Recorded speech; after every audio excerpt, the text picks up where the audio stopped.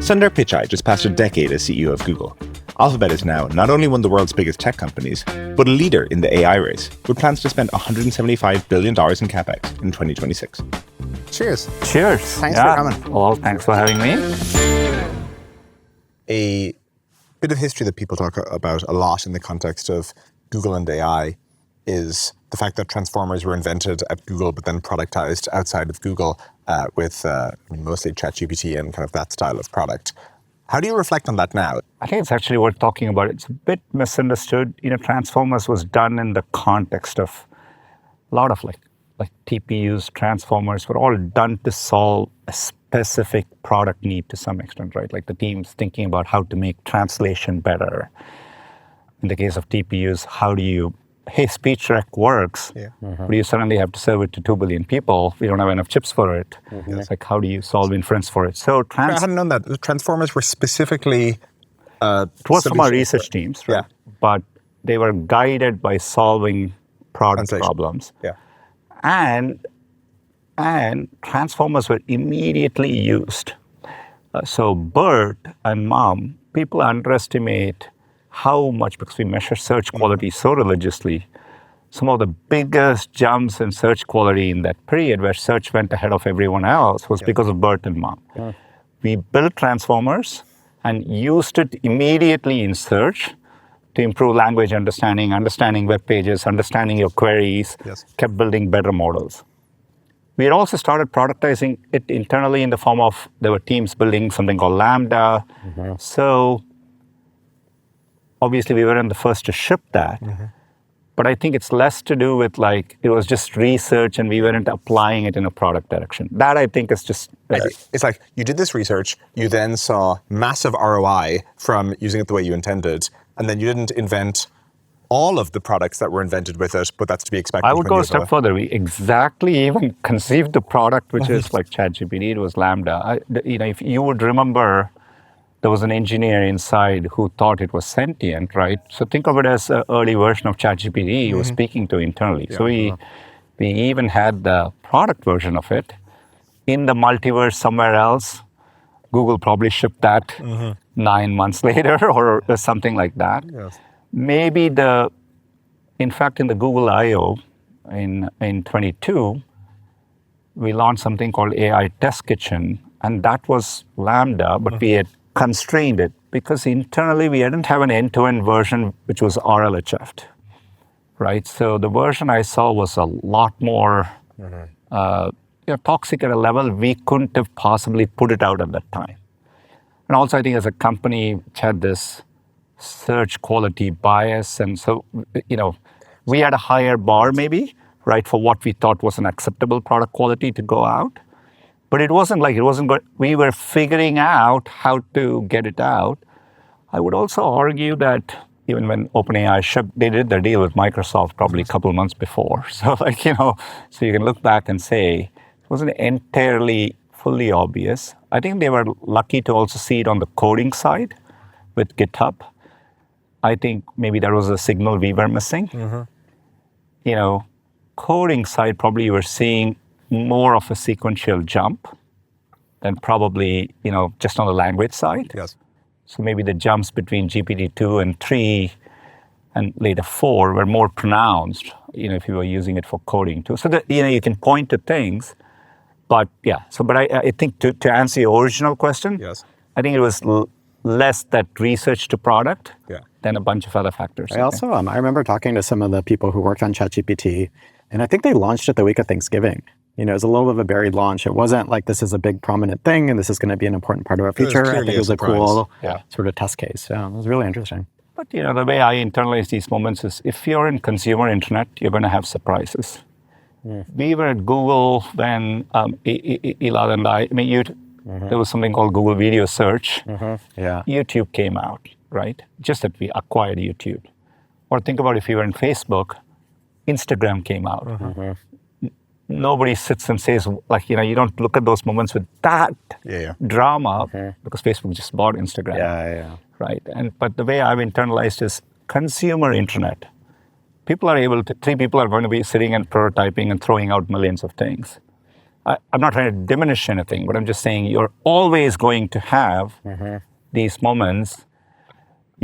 I don't think people like wake up in a garage and ship a better iPhone. Like that's not going to happen, right? But that's not how consumer internet is. So you just have to be conscious of that and internalize that. As I think about the AI race in 2026, one thing that strikes me is Google has for so long had speed as the place it tries to differentiate. And so original Google search was really fast and, famously displayed the, search query time within the results, sort of showing off. And then, Gmail fast search compared to the competitors of the time, or Chrome compared to the competitors of the time. And now, I use all of the AI services for different things, but Gemini on TPUs is just so fast. And I'm curious how much this is part of the explicit product strategy and how you think of it, or it's much more nuanced than that. I've always internalized speed. Let's call it as latency for this purpose, right? And as like one of the distinguishing features of a great product. And also almost always reflects the technical underpinnings of the product having been done well. There's a different speed which matters too, which is the speed of shipping and iteration and release cycles. So both are important. But you talk about latency. There are it's easy to say you want latency, but you're constantly adding capabilities. So the capability frontier is progressing. So there's some sense of how do you balance that. So that's where it gets more complicated. But to give an example, like search, I was speaking with the teams, right? Like they now have for sub teams, like latency budgets, like in the milliseconds. You get 50% credit if you ship something which shaves off 3 milliseconds, you earn 1.5 milliseconds for your latency budget, and 1.5 milliseconds gets passed on to the user, right? And depending on what we think you're doing, some people may get a latency budget of 30 milliseconds or 10 milliseconds. You can use it, but you have rigorous reviews against that. But that's how much we think it matters. And for context, I guess humans pick it up in the low hundreds of milliseconds. Is that correct in terms of where it actually impacts? That's right. Yeah, that's right. I think we've actually, last I checked the dashboards and the metrics, we've actually improved search latency by 30% in the last 5 years. But think about the functionality progression that's happened.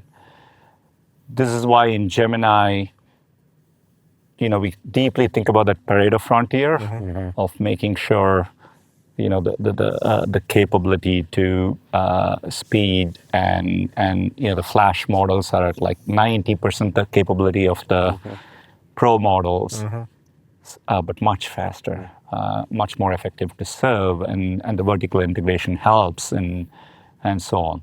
How do you think about the future of search actually? Because a lot of people now are talking about chat as a new interface. Obviously, Gemini is incorporated, or search has incorporated Gemini or AI results in the context of Google. But a lot of people are now talking about agentic flows, and everybody's going to have a personal agent who, instead of typing in a query, it'll go and do something for you. Instead of asking about trips, it'll go and plan a trip for you. What do you view as the future of search? Is it a distribution mechanism? Is it a future product? Is it one of N ways people are going to interact with the world? I feel like in search, with every shift, you're able to do more with it. And, we have to absorb those new capabilities and keep evolving the product frontier. If it's mobile, the product evolved pretty quickly. You're getting out of a New York subway, you're looking for web pages, you want to go somewhere, how do you find it? So you're constantly shifting people's expectations shift, and you're moving along. Yeah, if I fast forward, a lot of what are just information-seeking queries will be agentic in search. You'll be completing tasks. You'll have many threads running.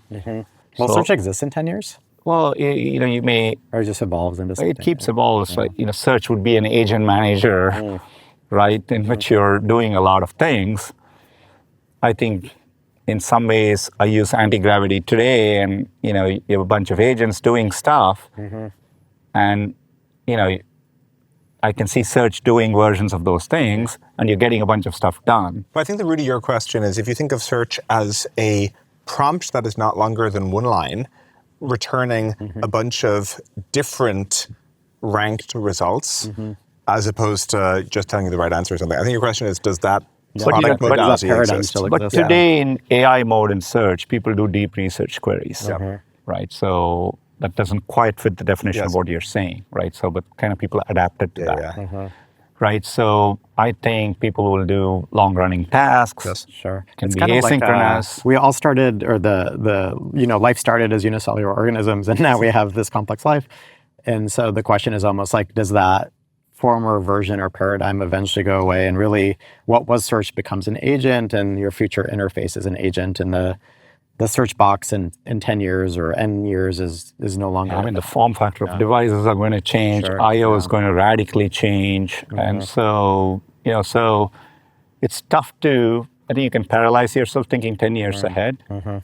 But we are fortunate to be in a moment where you can think a year ahead, and the curve is so steep. It's exciting to just do that year ahead, right? Whereas in the past, you may need to sit and like envision 5 years out. I'm like, the models are going to be dramatically different in a year's time. And so, so I think riding the curve itself is exciting. And so I think it'll evolve, but it's an expansionary moment. I think what a lot of people underestimate in these moments is it feels so far from a zero-sum game to me, right? Like the value of what people are going to be able to do is also on some crazy curve, right? So once you view it that way, like people would ask all these questions, right? Like, I mean, YouTube has done well since TikTok and Instagram has, so I can give many examples. I think, the more you view it as a zero-sum game, it looks difficult. It can become a zero-sum game if you're innovating or the product is not evolving, or but as long as you are at the cutting edge of doing those things, and we are doing both search and Gemini, and and so they will overlap in certain ways. They will profoundly diverge in certain ways, right? So and so I think it's good to have both and embrace it. When we talk about kind of search and where it's going and things like this, I'm reminded of the fact that basically a year ago, kind of spring, summer 25, sentiment was very negative on Google. The prevailing view was that, search is cooked and, going to have a really hard time. The core business model is under attack, blah, blah, blah. Google was trading for $150-ish a share.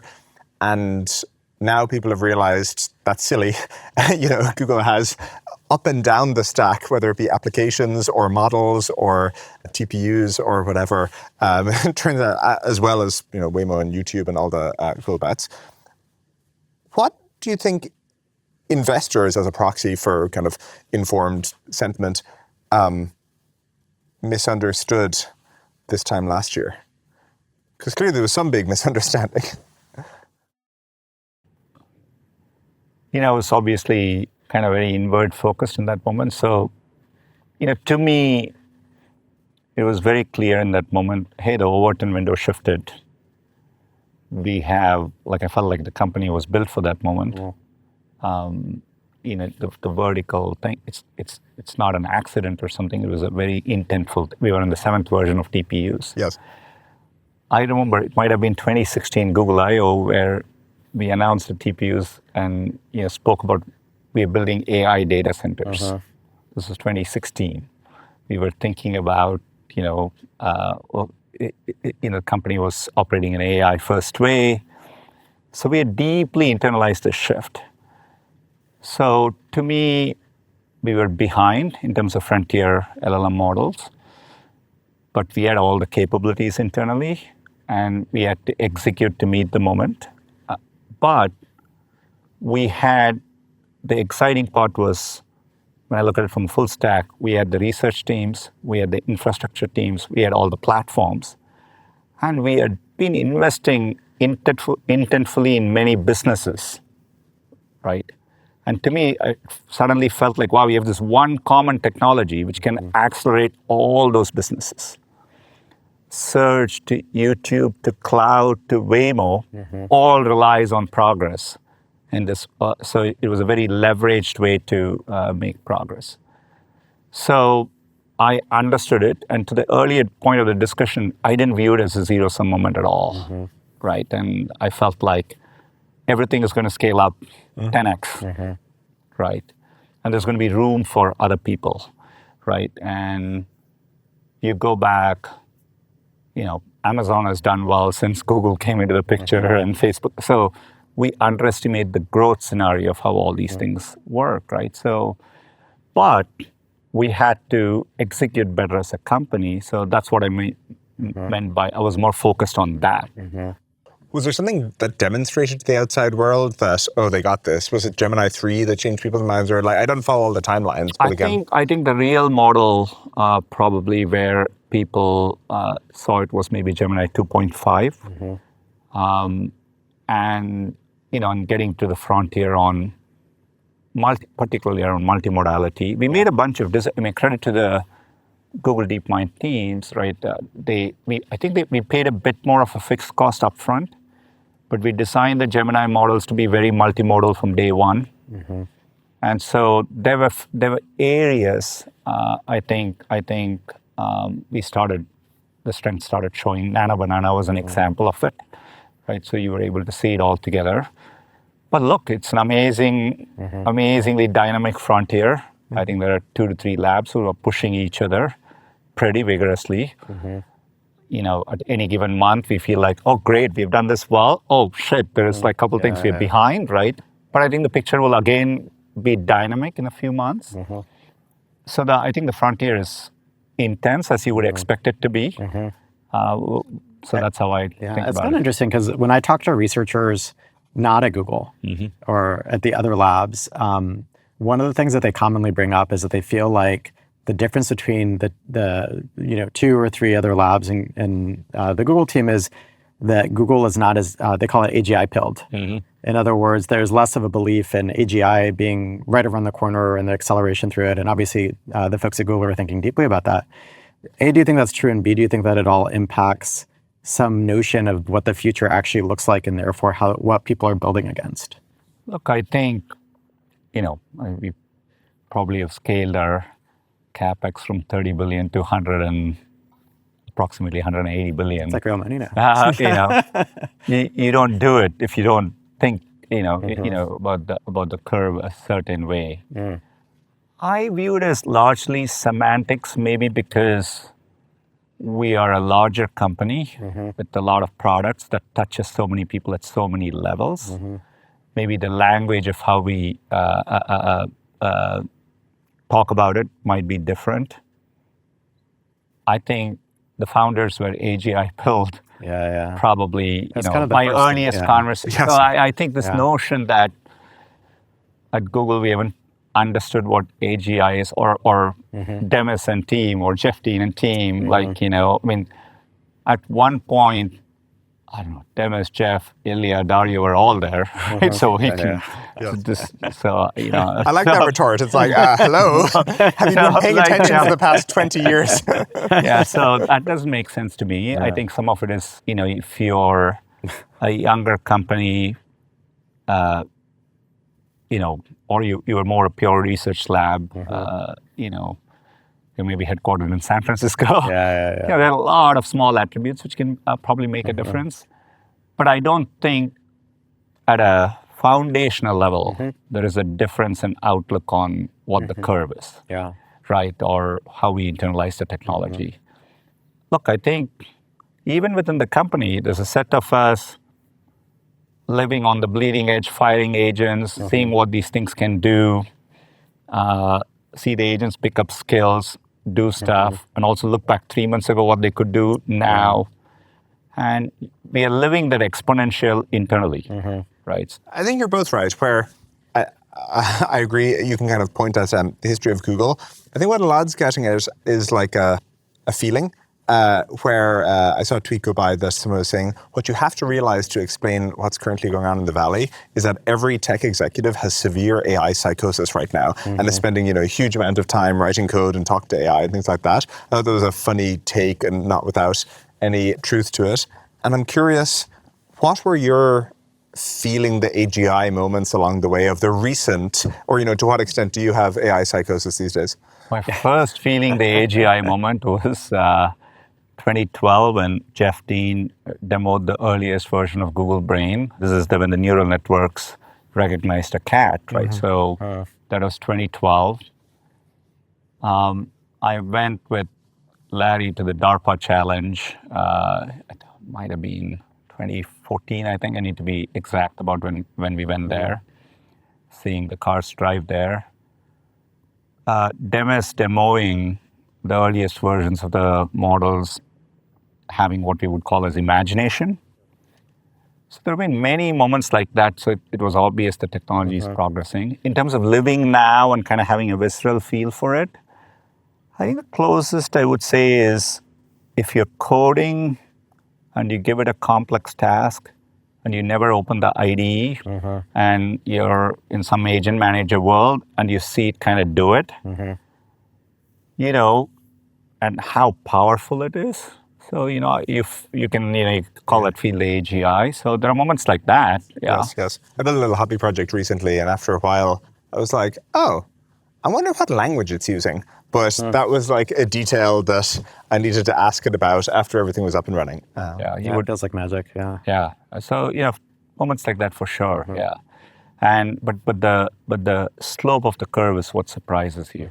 Yeah. Right. And you're improving it on so many paradigms. It feels clear that there's going to be progress ahead. Right. So when you talk about the visceral feel, I feel like one thing that's important at tech companies, and every CEO thinks about this differently, is how you stay connected to the product experience and everyday users, because tech products are so abstract that it's easy to, you cannot just manage through reports from teams and slide decks and spreadsheets. And so, Tony Xu is talking about how he still works as a DoorDasher, to stay very connected to that experience. We do at our little weekly all hands, we have a recurring segment of Just Walk the Store, where we click around in the dashboard together and we're tripping over, why is that modal there? And that's a bit confusing or whatever, just so we're collectively using the product. I'm curious how it works for you and how at Google you ensure that you're staying connected to the experience of using the products. Other than you use Gmail and everything every day. Oh yeah, dog fooding, literally internal versions. I do block time, to kind of use it intensely. So kind of focus time to do it, and so that helps. Even just 2 weeks ago, I was stretching in the gym and I had the phone with Gemini Live, and so I'm I'm going to talk to it for the entire 30 minutes on one topic. So you do those things, and it's some of it works, some of it is frustrating, but you kind of learn a lot, right? So I force myself to use it in those power user mode ways, and stay in touch that way. X helps because sometimes you get the raw feedback. Thank you for fixing the Google Calendar thing. That was so good. Yeah. Oh, well, the few more we have to fix, but no, it's awesome. Thanks for flagging it.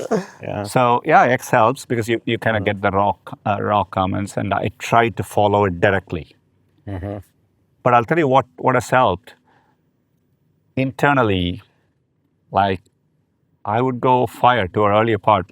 I would query in anti-gravity, just our internal version of anti-gravity. Hey, we launched this thing.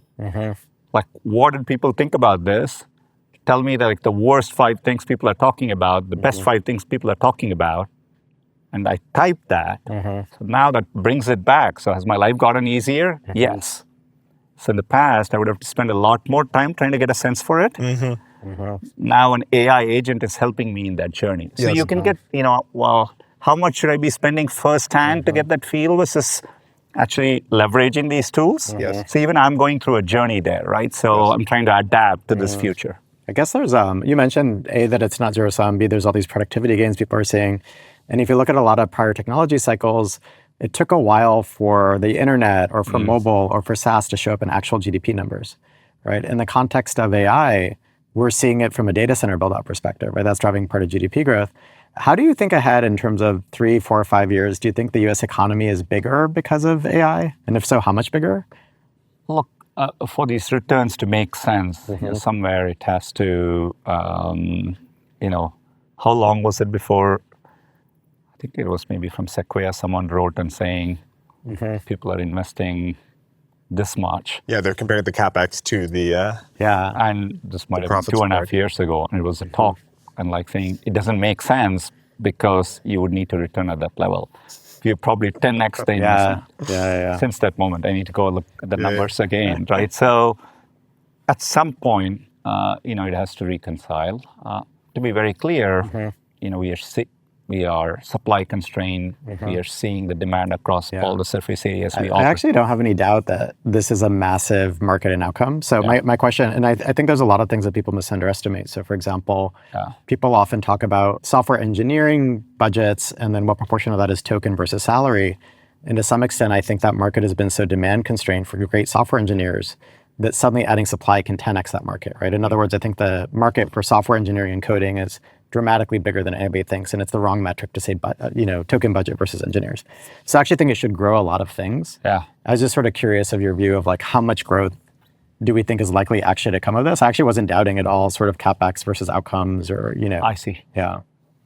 Look, I mean, going back at the internet and looking at GDP growth, it doesn't quite capture what we all feel with the internet, right? And so maybe we would have had negative GDP growth without the internet. Consumer surplus. So it's tough to look ahead. I do think there are natural dampening mechanisms in society at various levels. And the obvious ones being, the compute build out is a different curve than the rate at which we can improve the models, right? So you're already dealing with a more constrained curve there. Then how do you diffuse it into society, right? We are doing this with Waymo, right? And you can make Waymo safer than human drivers, but you have to be careful at the pace at which we are rolling out, et cetera. So sometimes, how do you diffuse it through society responsibly? There are constraints in all these layers, right? So, but I think the U.S. economy is so much larger than it was 10 years ago. So to grow that, even at a 0.5 percentage point higher, then that's a massive contribution. So I expect it to play out that way. Listening to Sundar is a powerful reminder of what it means to operate at true internet scale. When it comes to commerce, though, most businesses are forced to make critical decisions in a vacuum. They view the internet economy through only their own lens, using only the data that exists within their four walls. This is where Stripe comes in. Because we process $1.9 trillion a year in global payments, we have a panoramic view. When you build on Stripe, you're plugging in to that network intelligence, from verifying a user's identity, to stopping fraud before it starts, to streamlining how businesses connect and knowing what payment methods work best locally. We've built a system that puts 1.6% of global GDP to work to protect and grow your revenue. So, if you want to use the power of Stripe's network intelligence, come see what you can build here. You referenced the supply constraints, and I think that's a really interesting defining aspect of 2026, basically, where you said 150 billion in CapEx, 180?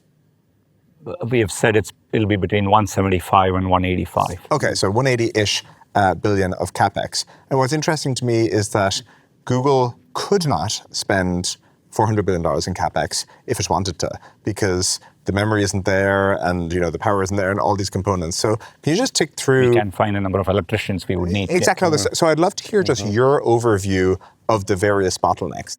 Look, at some level, you have to work back to actual wafer capacity or something like that, right? So there are deeper ground truths, right? I think so. Wafer starts. It's kind of a fundamental constraint. I think power and energy are more solvable. Permitting and actually working through a regulatory environment might be a constraint, right? So the pace at which you can do things. Even though there's lots of land in pro-growth, Texas or Nevada or Montana, just maybe not enough? I think we're making tremendous progress. I think for the US, I think it's a particularly important thing. You're in awe of how the pace in China, how fast they can build things. So I really think we need to learn to build things much faster. You almost have to shift your mentality to think about what would it take to do things 10x faster, right? In the physical world, construct 10x faster. But I would worry about that as a constraint, right? I think, there could be growing resistance. So, it's not as simple as a few people deciding we want to build faster. The data center moratoriums and stuff. So I would say wafer starts, the ability to permit and do things. And I do think there's a lot of good work being done from the government on. I think people realize you need to do these things better. Then comes critical components in the supply chain. Memory is a good one. We are constrained in those things in the short term. Everyone will respond to it. Yes. But I think all of us running companies, regardless of how AGI pilled you are, then comes this error bands of like, how bullish can you be? What's the margins you can afford? Because there are extraneous factors which can go wrong in the world, right? Which are outside of your control. So everyone is making those adjustments. Those are all constraints, right? And constraints. So I think, but that's where I see the constraints. Is memory the biggest component that you think about? Memory is definitely one of the most critical components now, yes. And you said in the short term, do you think just people will ramp up supply and so prices will take care of it? There is no way the leading memory companies are going to dramatically improve their capacity. So you have those constraints in the short term, but they get more relaxed as you go out. Yes. But I do expect all of this to constrain. By the way, I think it'll push a lot of innovations on, we will make these things 30x more efficient. Yes. So all that is happening simultaneously as well. Does that enforce an oligopoly market? So if you actually look on the model side, because if you look at a lot of the views of models and how they're going to improve, a lot of it is going to be both self-improvement. So the models will start writing more and more pieces of themselves, do more data labeling for themselves, et cetera. So there's a musical chairs game of who has compute right now, basically, you're saying? Exactly. Who has compute right now, and how much can you actually scale relative to overall industry capacity? And if everybody is roughly pro rata up to some number, you've effectively put a ceiling on how much far ahead somebody can pull versus everybody else. Do you think that's a correct statement or an incorrect statement? I think it's a reasonable framework to think about it that way. But there are things which are, I'm coming here as we just shipped Gemma 4, right? And it's a really good open source model. I mean, the Chinese models are very good, but I think outside of China, it's a very good open source model. The frontier to Gemma 4 is both huge and not so huge in terms of time. Gemma 4 is based on Gemini 3 architecture. Right. It's a very weird thing, right? You're talking about a set of weights which can fit on a USB stick. Yeah, it's amazing. Right? So it's like a really, crazy. It's not like a SpaceX rocket. I'm always shocked that you run a data center for months and months and months, and then your output is a flat file. Right? Literally, it's like having a Word doc or something, and that's your model. Yeah. It's amazing. So there are these unique attributes about this. So which makes me challenge those frameworks and say, how should we think about this? But I think it's a reasonable, at least on the inference side, what you're saying is a very reasonable way to think about it. But I do think everyone is trying to figure out how to blow through, and the capitalist incentive to break through these constraints. It's immense. But as you say, there's only so much memory in the world. So no capitalist incentive will really solve 26 or 27 memory supply. That may be the era where you see more divergence in models. So, remember, that has to balance with wafer capacity increasing, you being able to permit those data centers. So this constraint may be less severe than it appears, right? So you have to kind of, you have to envision the total square set of all the things that you need. And think it through, right? Are you including capital? Yes. But again, what's interesting to me is that plausibly people would invest beyond the current CapEx, but we're now just running against 26 and 27 real world constraints. It's a little about the Strait of Hormuz. You can have whatever price of oil you want. Ultimately, if you take 20 million barrels a day out of the system, you need to destroy 20 million barrels a day of demand. And it's kind of similar with memory, where ultimately some people have to not get the memory they want. But there are other constraints, right? Which, take security as a constraint. Right? These models are definitely really going to break pretty much all software out there.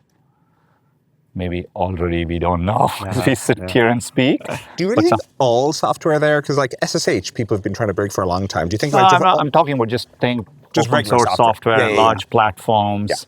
right? How many 0 days? Yeah. So there are constraints here in the system, right? You just can't wish away, right? Somebody was telling me the black market price of 0 days is dropping because the supply is growing due to AI, which I thought was a really interesting market metric. Yeah. Not at all surprised, right? Yes. And not at all surprised. But how does it practically diffuse through society? What are the implications of it, right? And so there are parallels, I think. So I think there could be hidden constraints. Yes. And there could be shocks to the system, if you will. But having said that, I genuinely think there's a lot of upside ahead. Some of the constraints maybe are helpful. Yes. Right? I think constraint inspires creativity. Forces a compaction cycle where we get more efficient. Forces maybe important conversations to be had, which otherwise wouldn't happen. Yes. Right? I think, just on my security point alone, I've thought about, we are going to need more coordination, which is not happening today. There will be a moment of, it could be a sharp moment, right? And and so all those things, I don't think you can wish them away. Yes. Right, yeah. Actually, related to that, Google does have an amazing portfolio of things that is both built and bought into. From a ownership perspective, you own a reasonable amount of SpaceX. I think, I don't know the exact amount, but I think it was 10% way back when. Anthropic, 10%. The majority of Waymo, which is an amazing thing. And then internally, obviously, there's this enormous swath of amazing technology that's been developed. We talked about AI and transformers. There's TPUs. Obviously, Waymo is another one of these things. There's quantum. You just released a very interesting result there. Are there other hidden gems that people should know about, or that are especially interesting, or that may have very big impact in the future? People maybe underestimate. Yeah. Look, we're constantly trying to take these long-term projects, which when you first announce them slightly marginally looks ridiculous. We're in the earliest stages of thinking about data centers in space, right? But to your earlier discussion around constraint inspires creativity. But if you take a 20-year outlook, right, where are you going to put most of these data centers? Really hard problems to solve. But those are examples of projects we think about today, which are Waymo in 2010. Quantum itself is one of these projects. We are in a deeply committed way making progress there, and I'm excited about it. Where do you think quantum will have the biggest impact? Because mainly people talk about molecular modeling, they talk about cryptography. There's quantum proof sort of cryptography that people have been developing over time. On the molecular modeling side, it actually looks like the deep learning models tend to be very good at that in certain circumstances. I mean, you all pioneered that with AlphaFold. Do you think quantum will actually matter? And if so, where do you think it'll have the biggest impact? Look, at an abstract level, to me, it feels like to simulate nature more and more. Given it's inherently quantum, you would need quantum systems to better simulate it. We may get there with classical computing techniques in a surprising way, or get at it with enough compression, enough abstraction, it may work. But I fundamentally felt like quantum would have an edge there. And I don't know, we still don't understand the Haber process for fertilizer. There are many complex, it's probably your background, going back to what you did in college more. So my instinct tells me there'll be, simulating weather, simulating, reality, all that. I think quantum will have an advantage. I think the way the history of technology is, you get something to a scale where it works, and then you use it, and people's creativity on the top finds the applications. So, I always give this example of mobile phones plus GPS enabled Uber. There's nobody who was working on phones who would predict that as an outcome of this platform shift. So, I'm confident quantum will have many, many, many applications if you can actually make it work. So that's how I think about it. Sorry, we interrupted you. You were talking about kind of your favorite of the Google further afield. I think we're making, the GM team is deeply thinking through robotics, right? And robotics is an area where we were too early as a company before. it turned out AI was the missing ingredient for a lot of ideas, maybe 15 years ago or 10 years ago. But the Gemini robotics models are sort of on spatial reasoning, etc. So we definitely have state-of-the-art models there. And we are partnering back in an ironic way with Boston Dynamics and Agile and a few other companies, and in a determined way making progress. And there are extraordinary startups out there as well. But so we are investing in, I spoke about quantum, data centers in space, drone delivery with Wing. I think we are scaling up Wing where in some reasonable time period, like 40 million Americans will have access to a Wing delivery service, right? And I'm not talking years out or something like that. But again, these are all like methodical compounding when you take these long-term projects. So, we are committed. Isomorphic. Yeah, isomorphic is very exciting. I feel. Think about being focused on these models in a targeted way to improving all the possible steps in drug discovery. And even though you have long poles like phase 3 trials, etc., getting there with a much higher probability of success. Yeah, I think it's definitely the smartest approach I've seen in terms of the different biomodels and really thinking about the broader swath beyond just the molecular design, which is, I think, where most of them are stuck. And so it seems very smart. Can I ask, I'm curious, how capital allocation actually works at Google? And what I mean by that is, the idea, good capital allocation is about internalizing the opportunity cost for capital and putting the cash that a business generates towards its highest and best use. And in the toy example in a business school book, maybe you're Boeing, and we can either, we have this cash that our business generates, and we can either go bid on the next defense contract, and we'll invest this much in R&D dollars, and we model this much revenue from the contract, or we can go develop a clean sheet commercial airliner, and we'll put in this money, and we model this kind of thing. It's like a 16% IRR versus a 19% IRR. Okay, I prefer the 19%. In Google's case, the projects are extremely heterogeneous, where it's like, okay, we can give the YouTube team more funding so they can go, improve the recommender algorithm and therefore time on site increases, and so does monetization. Or we can give the Waymo team more funding so that they can actually get to market faster or scale up faster. Or we can invest in this new AI approach that might, pay off in 5 years' time. And so I'm curious, if you are trying to put capital towards the highest and best use, and you're ultimately comparing, how do you compare initiatives that are so different in nature and so different in payoff curve shape? This is the most John question ever. I need to know the answer. You need to throw an ROIC, and then it's like... It's a good question. Look, I feel it today more than ever, ironically, because of TPU allocation. So in some ways, I feel it even Waymo needs TPUs, That's right? And so, compute has made the question, ironically, much more front of mind. By the way, of all the things I do, I'm really looking forward to how AI as a companion at least gives inputs to this task. And I think once we can actually get all the data connected and flowing through, I think the models are already capable. It's more, getting all the data unlocked, I think will be helpful. So I feel it there. Historically, I think at Google, one of the advantages we have had is sometimes we make these decisions very early in the cycle. So it's almost like going back to that roots as a deep technology orientation. And, we actually think about the question you were asking Elad a bit ago about like, what are those longer term things? And so I think thinking at that stage, it's easier because your initial funding amounts can be smaller. But then you stay committed for the long term, but you're making sure you're making progress in a deep way. So as long as you're seeing that underlying technology, like take quantum, for example, how do we judge it? Like we're judging the underlying, so you have goals around, what logical qubit, error corrected, large stable, logical qubit threshold by when you're going to get to, and is the team able to do that, right? So I think you assess it that way. So one of the, I won't say advantage, I think one of the ways we have thought about it and we've been disciplined about, or at least to me matters a lot, is to make those early technology bets in kind of a deep way. And so that's helped.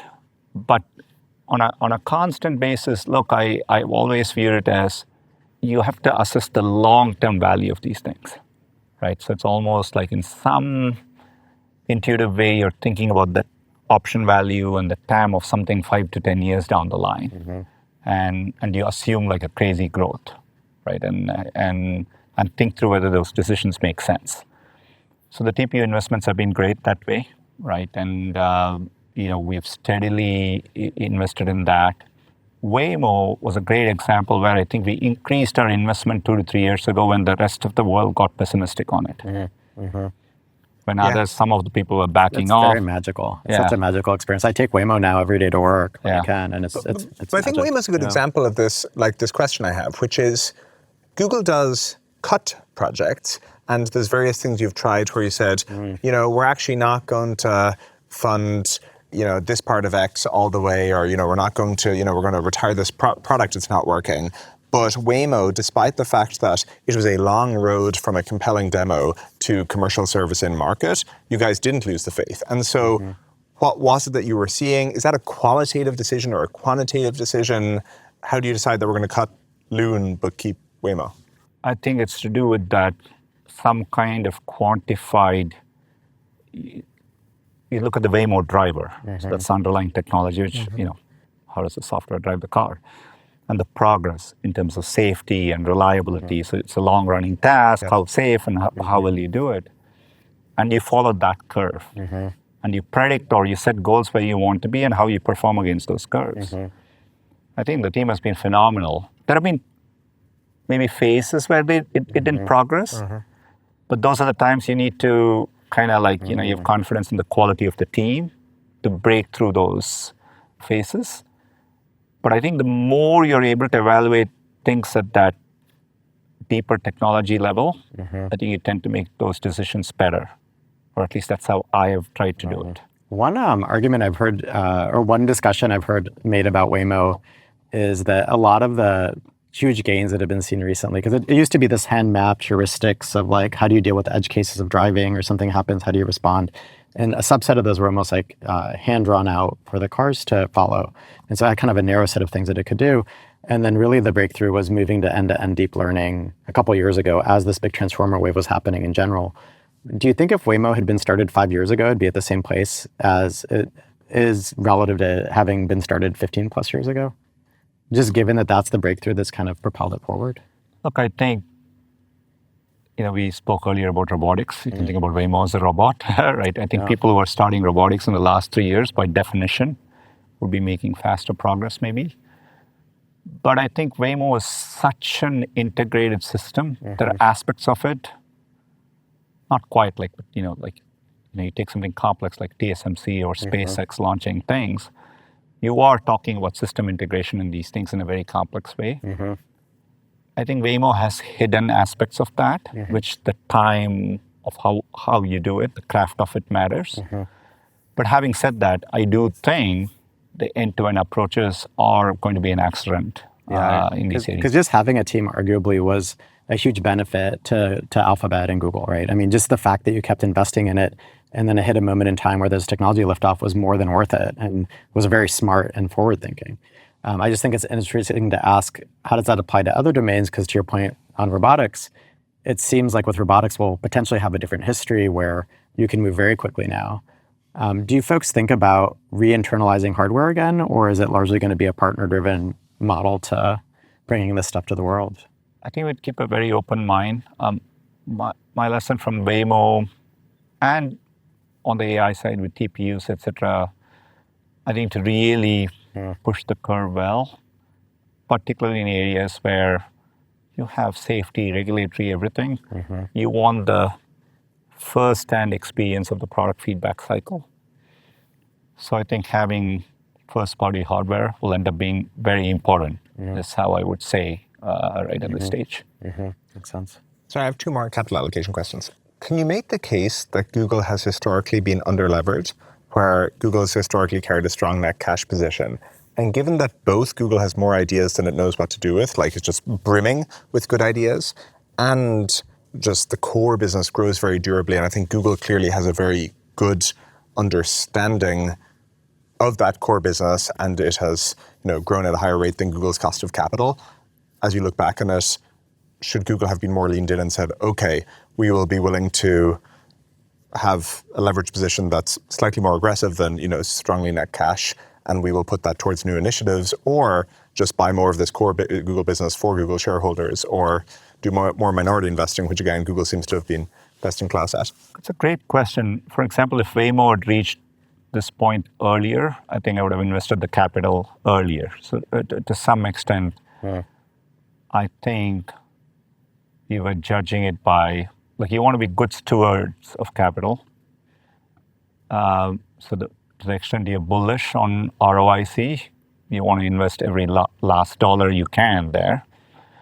But to the extent, you have excess where you don't think. This is why we've invested in other companies too, right? Even if not in, but we've always thought about it with the lens of being good stewards of it. Yes. We felt our investment in Stripe was being a good steward of our capital. Yeah. SpaceX, Debatable, right? SpaceX and Anthropic and so on. So I think now with the AI shift, there are more opportunities on which we can deploy capital in a good way. And so we are doing that. Yes. But I think we always had that mindset. Yes. But I would have been glad to invest more capital in Waymo earlier, but we weren't at the level of maturity needed to do that. There was a point in Waymo, from a safety standpoint, we did approach Waymo safety first. Yes. And it wasn't the right thing to do. So you feel like you cannot point to projects where they would have gone faster had they gone more capital sooner? They just needed they had a natural ramp. I wouldn't say that, but I think in generally, at least, we might have gotten the decision wrong, but our approach at least was to say, if we got excited about something and had the conviction, we were willing to commit the capital to see it through. And my other capital allocation question was, historically at tech companies, the large majority of the R&D expense was the people walking around the building. And headcount was managed through a very tightly controlled process. And indeed, as you thought about kind of allocating R&D effort, it was really allocating kind of highly paid people to go work on the challenge. And the tech costs were, unless you were doing something very computationally expensive, which obviously Google did in place, Google Books or something. But broadly speaking, the tech was an afterthought compared to the cost of the people. We're now going to a world where, as you say, that's not the case with TPUs and how you allocate that. Just at a very concrete budgeting level, how does that work inside of Google? Do you have an overall TPU budget for the company, and then when you are giving a project resourcing, previously you gave it, a certain headcount budget, and now you give it a headcount and a TPU budget? Are they the same budget? Just how does that work when you're doing a quarterly review or an annual review? Look, we've always had a compute budget. Asking for a friend. Asking for a friend. Now, we've always had a compute budget, right? Even in classic compute. I would say with ML, but we use both TPUs and GPUs, by the way, extensively. But ML compute planning we are super thoughtful about headcount planning too. But we've always had to plan that. And ML compute, we've gone through phases where they've been easy. And then there have been phases where we've been constrained as a company. But now it is really acutely constrained, right? So you spend a lot more time. I at least spend a dedicated hour a week thinking about that question at a pretty granular level. So I will know by projects and by teams the compute units they are using. Right, and or at least I have that information, and I'm looking at it and assessing it, and in some ways, it's a really important thing to be doing right now, I feel. So the scarce resource is compute in a lot of cases, and so you're ensuring that Google's precious compute resources are being spent on the most worthwhile. That's right. Initiatives. Yeah. How do you think about that in the context of GCP and Google Cloud? Because there you're actually allocating the compute to others instead of for your own purposes, and given the constraints in the system. How do you think through that differential allocation? Look, we plan ahead, right? So when we do the forward planning, the cloud team is forward planning, and they're putting a plan in place, and and so you're funding that, and you're doing that for our internal needs. you forward plan, and as part of that, you're also signing long-term commitments to customers. Anything we commit to a customer is sacrosanct, right? So these are contractual commitments. So you solve a lot of it with planning. And so when you plan, we're all in a constrained world. So I think the cloud team would say they don't have the compute they want, et cetera, et cetera. But you solve it with planning ahead. Speaking of Google Cloud, I have my product request that I've been saving up for this this section that I know you're looking forward to. You're going to post it on X. Exactly, yeah. We're taking care of it. But no, I'll say one thing that works really well is the GCP MCP is awesome, where your AI can just interact programmatically with Google Cloud. And I guess you guys have exposed almost everything except like the core, permissioning stuff. And I feel like in a way, part of the curse of Google Cloud has been there is so much functionality there that I'm sure you occasionally hear from people, it was like a little hard to navigate, that you log in, you have to create an organization, a project and whatever, and find the right services, whatever. And now, all that doesn't matter. And so you just say, hey, go, add this Google Cloud functionality. And so that is something that actually, it feels like Google Cloud is really benefiting from it is so broad and there's so much functionality there. I mean, we have a little bit of this problem with Stripe, where as we add more functionality to it, just the right way to navigate this big product surface area is an AI that's read all the API docs for you. So that's working really well. I mean, the promise of AI being this orchestration layer, like for anything you think about, to my earlier question, even internally within an enterprise as a CEO, it's not like you don't have all the data. Yes. But how do you get it in one place and you see it? In the past, that would have meant one more big ERP-ish project to go connect all the data sources, et cetera. Again, AI being this orchestration layer in a way that makes sense for the end user, I think has been delightful to see. So, and the bigger the product surface area, the more that benefit hits you. And again, we've seen that to some extent with Stripe, but I feel like with GCP, it must be just a massive effect. I think we could do a lot better. But you're right; it's an immense opportunity. I think, yeah. I've been really happy with it. Okay, and then that gets to my product suggestions. Did you bring product suggestions for Sundar? You go first. Yeah, I have one or two, but what's interesting to me about kind of OpenClaw and the product market fit of things like that is they're allowing stateful AI for consumers. And if you want to say, the classic, round up the daily news that I'm interested in and send it to me each morning, or just something that involves persistence that none of the popular, AI or mainstream AI apps allow persistence. Is that coming? I think directionally, I think you want to give users capability where you have persistent, long-running tasks. Yes. In a reliable, secure way. You have to think through things like identity, access, et cetera. But I think that's the future. That's the agentic future.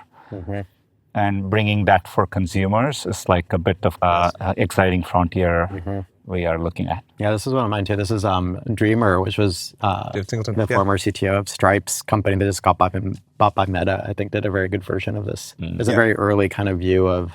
Yeah, they were making custom software, including persistence, but also, you could kind of spec out. Kind of make your own little app. Exactly, yeah. And they made that very easy to use. But I feel like when people have this experience, there's a surprise and delight moment. And it's just interesting to me that... I think effectively the consumer interfaces are going to have full coding models underneath, right? And the right harnesses and the right skills and the ability to persist and run somewhere securely in the cloud, locally and in the cloud. So all those primitives are coming together. And so what developers are like today, I feel like there's 1% of the world, maybe not 1%, 0.1% of the world who's kind of living this future, right? They are building stuff for themselves, but bringing that to mass adoption is a very exciting frontier, I think. Okay, my other product suggestion is, sorry, you have to endure this part of the interview. It's the rite of passage. Exactly. My other product idea is, for some reason, I don't know if this is your lived experience, but certainly my lived experience, that searching Google Docs is so much harder than, say, searching Gmail. And obviously, they're both equally good search engines, but I think what's going on is keyword search works reasonably well for email because you can probably remember a unique set of keywords for that email.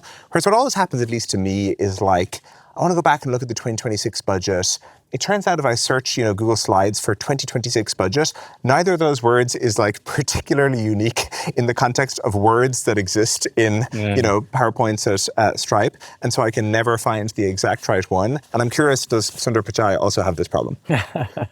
Somehow I haven't felt it as acutely as you're describing it, but when you describe it, it resonates well with my experience. I'm literally playing through the person to whom I'm going to play this segment of the conversation. I know exactly who I'm going to go talk to, the people who are working on it. I think we can make it a lot better. I think, look, the AI integration into these services, including Google Docs, I think you will see sharp improvements in the coming months ahead. I think we all did the first versions of it where you just put it in somewhere. But I think, over time, what all can you keep in context? What can you cache? And what can you really bring to bear? I think we can make a lot of progress on. So I think we can do a lot better.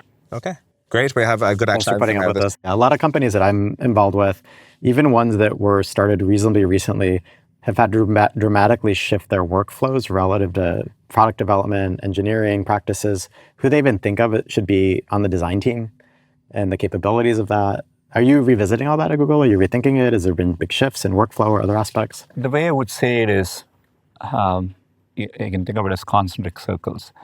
There are some groups within Google who are shifting more profoundly. And so for me, a big task is how do you diffuse that to more and more groups, particularly in 2026. Some of it, we couldn't do it early because it breaks so often that it's almost like you see this promising new world, but it's kind of semi-broken. But this year, I feel like the curve is shifting pretty dramatically.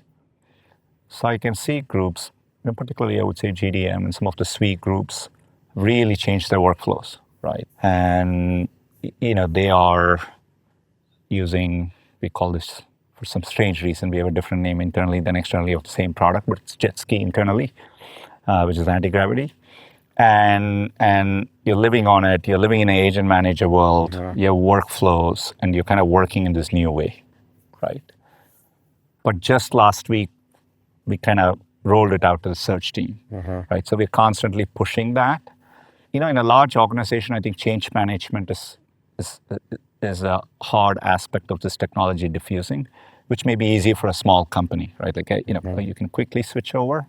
Can I lay out a few problems I see when it comes to actual diffusion of AI in industry? And I'm curious how and when you think we'll solve them.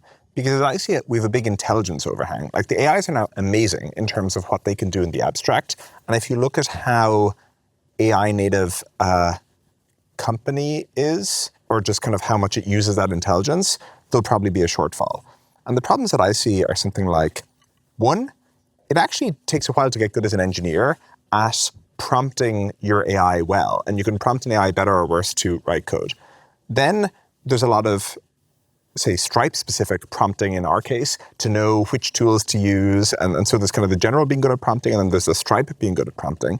And then, of course, you have the fact that it's hard to share an AI-generated code base because you have a blast radius and you're just changing so much and the turnover of the code is high enough where maybe you're rewriting it several times before you ship that it's kind of hard for many people to collaborate on a code base versus before when the code velocity was slower. And then as you go outside of engineering, the big one I see is access to data, where you'd like to have your agent go, how many times a day do people at companies around the world say, hey, what's the status of this deal? And that is like information that the company knows and should be agentically answerable. And we actually have some cool stuff at Stripe where I was seeing where you can actually answer that pretty well. But with both habits and access to data, and as you get into a bigger company, the permissions engine of who can actually get access to this data, that all needs to be rewritten. And then you get into role definition where kind of like you were saying, Eng PM design kind of stems a little bit from a prior era, and you may want to, at least in some cases, merge those roles a little bit as AI gets better at all those, and so you've got a product doer. Anyway, that's kind of my characterization of in 2026, the models are capable of this, but we're only using them so much. What do you think that adoption of the intelligence looks like? Look, a lot of us are working on literally what the Gemini teams, the Gemini enterprise teams, and the anti-gravity teams, they're all precisely working on these problems. So this is the roadmap you're talking about, right? Like, and that's literally, we are using it internally, running into these barriers, kind of working past it. So that's the products that are shipping. We are still diffusing it, because what you do is people, as part of using it, like if you're the SRE team at Google, you suddenly find portions which you can create an automated workflow. And so that's happening in like these pods, right? But doing it more systematically, when you develop skills, how does it get centralized? How is it available to the models and for everyone to use? Identity access controls are like real hard problems. And so we are working through those things, but those are the key things which are limiting diffusion to us too, right? And we take security a lot more seriously, and so we have to, right? So that is another layer on top of all these things. The cost of mistakes when you're running these services. And so we have to work through it.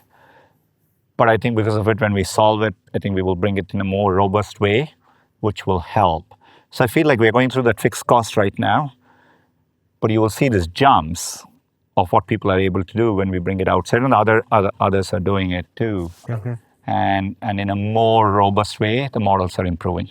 Google reforecasts its business a few times a year, formally, I presume. At least we do at Stripe, where we set a budget for the year, and then 3 times a year we produce a formal reforecast.